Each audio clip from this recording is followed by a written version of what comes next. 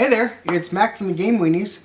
We had a lot of fun reaction from the Game Genie video we did the other day.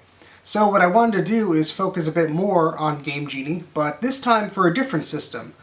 This was also a Sega system that came out, but it's a portable. That's right, it's the Game Gear. Now if you're thinking to yourself, what's a Game Genie? Well, check our previous video. But in short, the Game Genie is a video game enhancer or cheating device. You basically input codes into a game to give yourself infinite lives, infinite ammo, or skip levels, things like that. Now, the Game Genie for the Game Gear works in pretty much the same way the Game Genie works for most systems, but what I really like about it is its design. So what they did is they built this clear plastic window into the back of the Game Genie. And what that does is that window allows you to see the back of the Game Gear cartridge. Now you may be thinking, why is this useful to me? Well, here's where it gets really cool. Inside the Game Genie box were these stickers with codes on them. Now these were really cool because on the back of your Game Gear cartridge, there was an area for these sticker packs. You can see here is Sonic the Hedgehog with the sticker on the back for the Game Genie. On the back of these stickers is codes for the Game Genie. So with that clear window, you could see right through to the cartridge label and read off some codes to enter into the Game Genie. This means you didn't have to fumble for your code book or try and look at the piece of paper you scribbled the codes on. It was right on the back of the cartridge and it was really easy to find. Looking back at the Game Genie just brings back a lot of fun memories for me. I mean, back in the day it was a very popular accessory. It was just one of those must-have items you heard about from your friends at school that you just had to try out. So I actually have a Game Genie here in the box. It's used, but let's take a look and see what came inside. Let's take a quick look at the box here. Game Genie for the Game Gear. And then the side of the box, which is a image of you using the Game Genie for the Game Gear. And on the back we have a lot of information here. Not intended for use with games sold outside the US. So it's a pretty neat box. I'm glad I actually have the box and all the manuals and everything for the Game Genie. So let's take a look and open it up and see what's inside. Okay, so first we have a code updates order form. This would allow us to get the latest codes that we wanted for our Game Gear. Allow 8 to 10 weeks to receive your first mailing update. Only $3.50 plus $1.50 postage for handling. So we would fill out this form here and send it in and we get our code updates from Galoob. Next we have our code sticker sheet. So this has 24 codes listed on them for a variety of popular games at the time. We have Sonic the Hedgehog, Sonic the Hedgehog 2, Shinobi, Shinobi 2, Batman Returns, Alien 3, and so on. We have some... Oh, it looks like these are actually labels. So they're blank, but they're about the same size as these stickers. So it looks like, yeah, they're almost identical size to these stickers. So it looks like that you could write in your own game codes on these stickers and put them on the back of your game cartridge. So that's pretty cool. So now we have the Game Genie itself. It's in a plastic bag with a plastic holder there. Here's the front of it. Here's the reset switch, and here's the code on-off button. And there's a little booklet hidden in this compartment in the back. So here is the booklet that came with the Game Genie, and it saves in this little handy compartment here. Wow, this book is really tiny, but I guess they had to make it that small to fit inside the compartment. I like this. It says, some codes may cause undesired effects, which are not permanent. If this occurs, refer to instruction booklet. I wonder if that phone number still works. It's also interesting that they note some alternate codes, just in case the codes here don't work on your version of the game. Well, I guess that's why these things had instruction booklets. Speaking of an instruction booklet... Ah, yes. There's more in the box here. So we have... the very important Game Genie owner registration card. So here I could register to make sure my warranty is valid for my Game Genie. I'll be sure to send that in. Then we have the manual for the Game Genie for the Game Gear. So this will tell us how to actually use the Game Genie. I really like the attempt to draw a Sonic 2 cartridge. So now that we have everything unpacked, let's put our code booklet away and we'll see exactly how this works.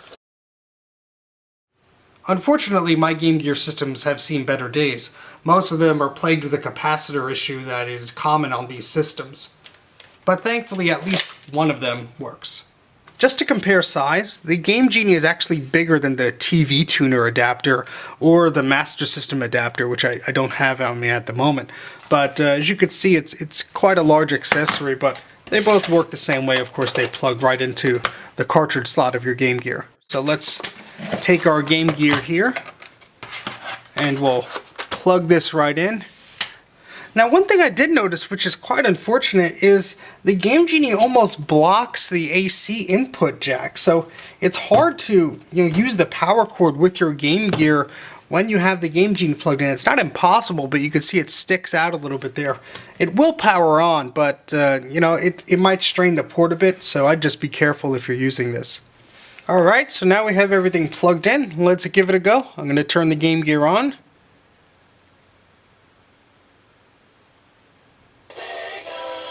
So it boots into the game, so what you want to do is you want to press this green button.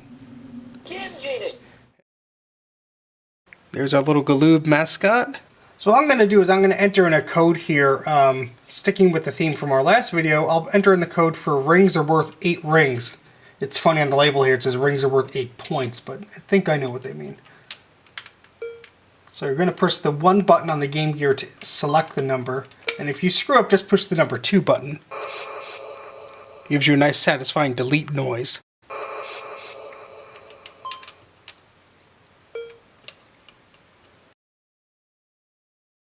And let's also put in never lose rings. That'll be fun.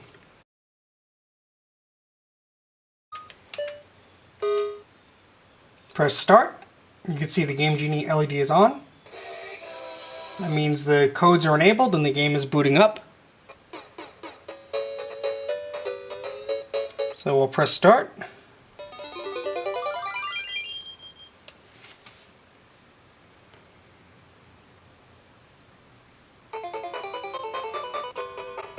Alright, so now we'll see if the codes are actually working. We'll get some rings here. Yep, they're worth 8 rings each. And let's see if the code for me to not lose rings when I'm hit is working. We walk up to an enemy here. Yep, see, it looks like I lost a ring, but I didn't. In fact, I can't get the ring that he drops, but it's pretty cool. You don't lose rings, so that makes it easier. Already got an extra life. Got invincibility.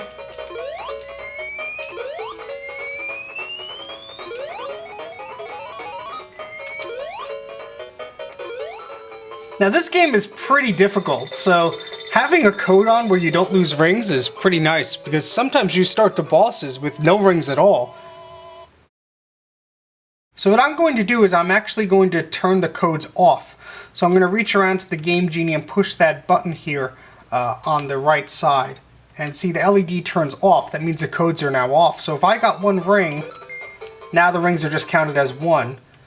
So I think that's pretty cool. You could actually turn the game cheats on and off. So you could leave the cheats on to get to a difficult part of the game, and then you could turn the cheats off if you really want to try and test your skills again. So that's enough of Sonic 1. Let's turn this off.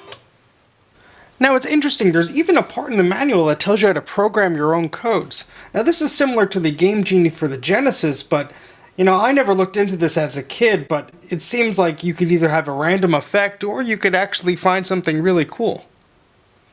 Apparently emulators these days now have methods of trying to find your own Game Genie codes, so you may be more successful with those than trying to find your own.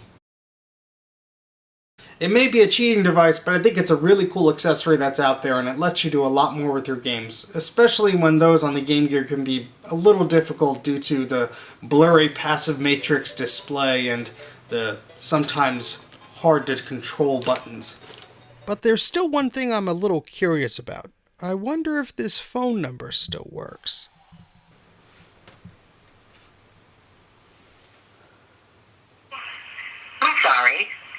call cannot be completed if dialed or the number has been disconnected. Please check the number and dial again. Aw, man. There you have it, the Game Genie for the Sega Game Gear. It's a really cool accessory for the Game Gear. If you do have a Game Gear, I would suggest picking one of these up. So that's our video about the Game Genie on the Sega Game Gear. Please like, subscribe, comment, see what other videos we have out there. Let us know if it's weird we keep saying wiener on after every episode, but I don't know what else to say, so thanks again. Wiener on!